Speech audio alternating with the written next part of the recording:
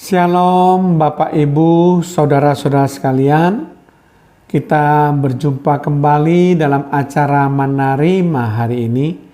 Mari kita sungguh-sungguh mau mendengarkan dan menyimak tentang kebenaran firman Tuhan yang akan disampaikan dengan singkat yang memperkaya kekayaan rohani kita. Kita buka terlebih dahulu acara Manarima hari ini dengan doa.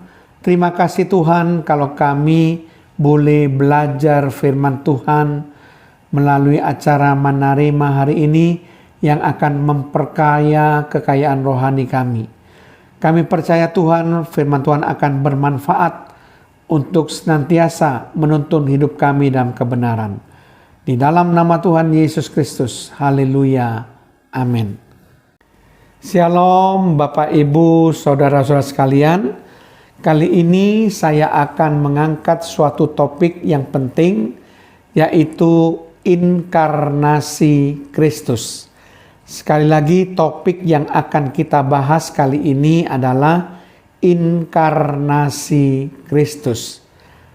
Mari kita baca dalam Filipi pasal yang kedua, ayat 6 sampai 8. Yang walaupun dalam rupa Allah, tidak menganggap kesetaraan dengan Allah itu sebagai milik yang harus dipertahankan, melainkan telah mengosongkan dirinya sendiri dan mengambil rupa seorang hamba dan menjadi sama dengan manusia.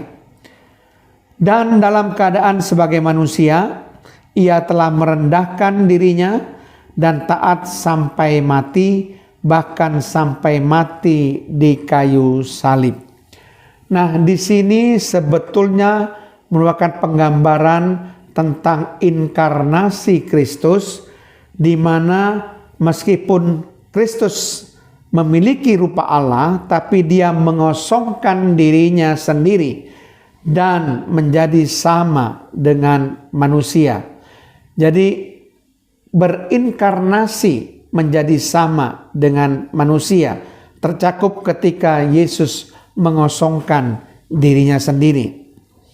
Istilah mengosongkan diri dipakai kata Yunani keno, sedangkan pengosongan diri dipakai istilah kenosis.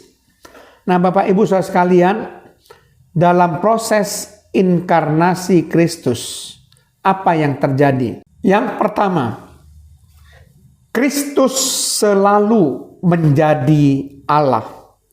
Sebelum inkarnasinya, Kristus ada dalam rupa Allah. Ketika menjadi manusia, dia tidak pernah berhenti menjadi Allah.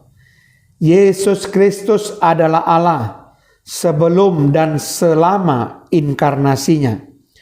Ketika mengambil rupa kemanusiaan, dia tidak mengosongkan dirinya dari keilahiannya. Allah tidak diubah menjadi seorang manusia biasa, tetapi hanya mengambil hakikat manusia tanpa berhenti menjadi Allah. Yesus tidak pernah mengesampingkan keilahiannya karena ia tidak pernah berhenti sebagai Allah.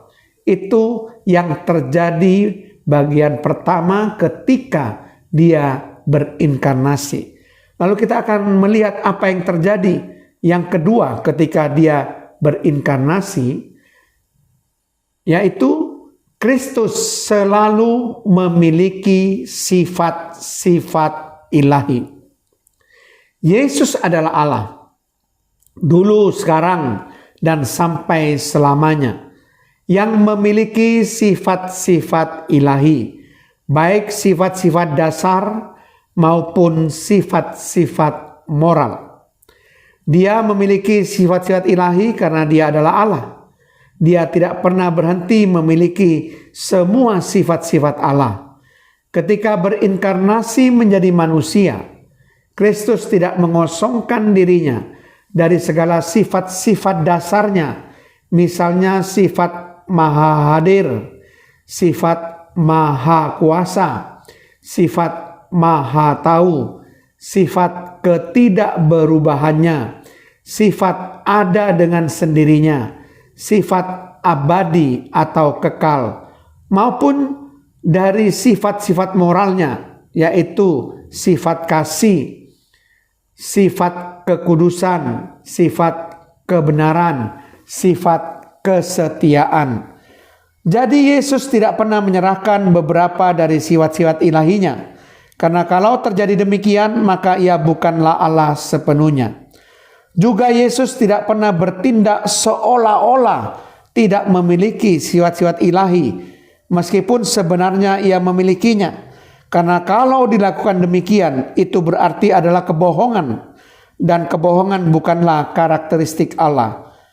Juga Yesus tidak pernah menyerahkan pemakaian atau penggunaan sifat-sifat ilahi, karena dalam pelayanannya di bumi, ternyata Yesus menggunakan sifat-sifat ilahinya beberapa kali.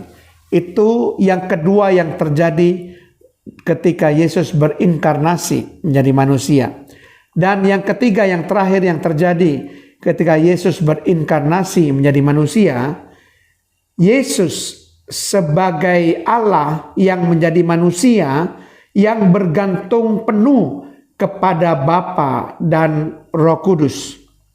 Sekalipun Yesus adalah Allah dan tidak pernah berhenti menjadi Allah dalam inkarnasinya, tetapi dia menjadi manusia yang tunduk dan taat dan bergantung penuh kepada kehendak Bapa dan Roh Kudus atas segala hal yang dia katakan maupun dia lakukan. Amin.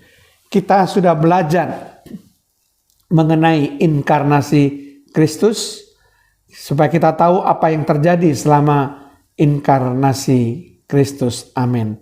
Terima kasih Tuhan, kalau hamba-Mu sudah menyampaikan kebenaran firman-Mu, khususnya mengenai inkarnasi Kristus, sehingga kami makin terbuka dan makin mengerti apa yang terjadi ketika Yesus berinkarnasi menjadi manusia, mengosongkan dirinya sama seperti manusia. Terpujilah nama-Mu dalam nama Tuhan Yesus Kristus. Haleluya. Amin.